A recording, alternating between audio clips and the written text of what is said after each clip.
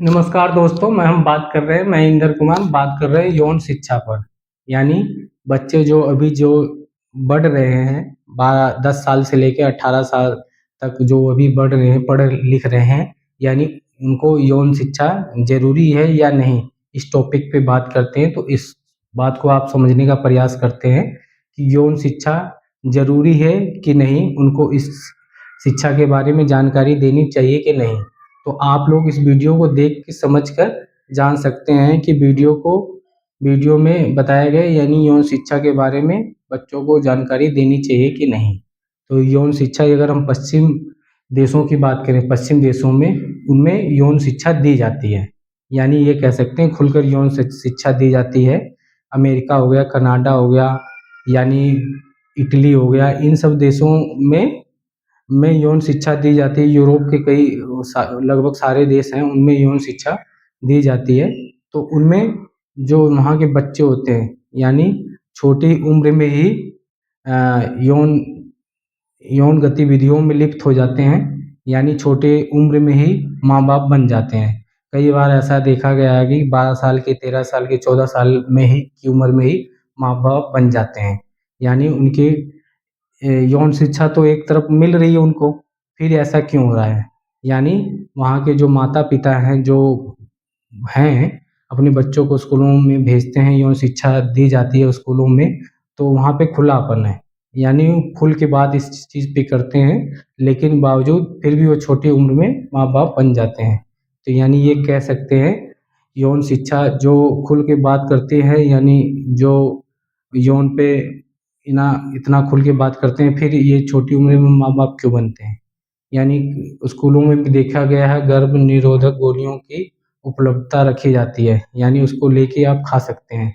माता पिता को ये आश्वासन दिया जाता है कि अपनी बच्चियों को गर्भ निरोधक गोलियां दी जाएं। पश्चिमी देशों में ऐसा कहा गया है, यानी अनुमान लगाया गया है, ऐसे यूरोप के कई देशों में ऐसा होता हैगा। छोटी उम्र से ही बच्चों को, जो बच्चियाँ जो होती हैं, उनको गर्भ निरोधक गोलियाँ खाने के लिए कहा जाता है। ऐसा क्यों? यानी उनके साथ गलत हो कुछ भी तो गर्भवती ना हो, माँ ना बने, इस स्थिति में उनको ये सलाह दी जाती है। यानी ये कहा जा सकता है पश्चिम देशों में यौन संबंध से लेकर कितना खुलापन है, यानी स्कूलों से लेकर बाहर भी ऐसी गतिविधियों में बच्चे शुरू से ही लिप्त होते हैं।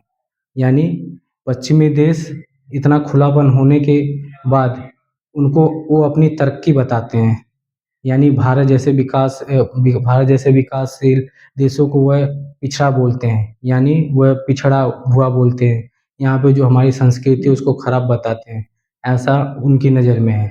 लेकिन हमारी नज़र में देखा जाए तो हमारी जो संस्कृति है एक सभ्य और अच्छी मानी जा सकती है, अच्छी है, यानी उन पश्चिमी देशों से बेहतर है।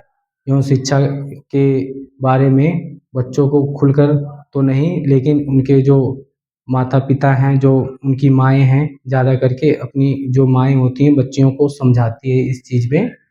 लेकिन उनमें पश्चिमी देशों में क्या होता है, इसमें खुलेपन से बच्चों को समझाया जाता हैगा। माँ बाप भी खुली छूट आज़ादी देते हैं। लेकिन भारत में यही चीज़ बच्चों पे शुरू से ही प्रतिबंध लगा के उनको सिखाया जाता है, ऐसा ना करें, ये चीज़ गलत है। तो पश्चिम देश इन भारत जैसे देशों को, यानी जो एशिया के देशों को पिछड़ा बताते हैं।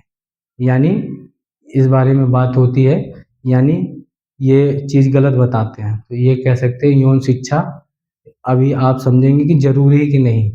तो वीडियो को आप समझ गए होंगे कि यौन शिक्षा में जो बच्चे हैं उनसे खुल के बात करनी चाहिए कि नहीं करनी चाहिए। यानी ये एक तरफ से पश्चिमी देश स्कूलों में ही गर्भ निरोधक गोलियों को उपलब्ध करवा रहे हैं बच्चों को, माता पिताओं को बोल रहे हैं कि इनको डेली खिला दिया करो एक। और एक भारत जैसे देश में है जो माएँ जो हैं बच्चों को ये शुरू से ही सिखाती हैं ये चीज़ गलत है, ये खराब है। यानी अपना देश अच्छा है कि पश्चिम देश अच्छा है? हम तो कहेंगे अपना ही देश इंडिया, भारत सबसे अच्छा देश है, ये कह सकते हैं। तो जो भारत देश है, यानी जो माएँ हैं बच्चियों को शुरू से ही सिखा देती है यौन शिक्षा की, यहाँ पे हमारी ज़रूरत नहीं पड़ पाती है।